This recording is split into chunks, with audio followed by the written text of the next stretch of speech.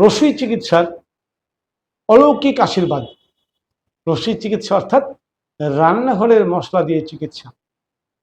যে কোনো ব্যথা, সেটা জয়েন্ট পেন হোক, পেটের যন্ত্রণা হোক, এমনকি গল ব্লাডারে স্টোনের কারণে পেন হোক, মরফিনের সমান কাজ করে।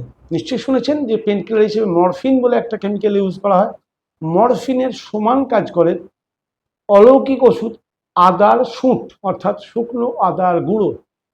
শুকনো আদার গুঁড়ো 2 চামচ নিন, 1 গ্লাস জলে ফোটান, ফুটতে ফুটতে যখন জলটি 1 কাপ রয়ে গেল, নামিয়ে নিয়ে ছেঁকে নিন।